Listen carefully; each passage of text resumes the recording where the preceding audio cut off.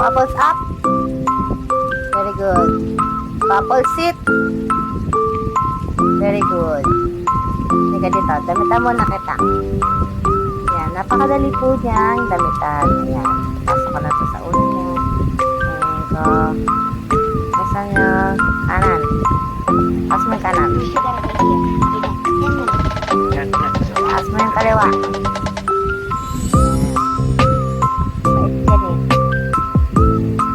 Ko lang po siya damitan. Kakagigil ang aso ko, si Waffles.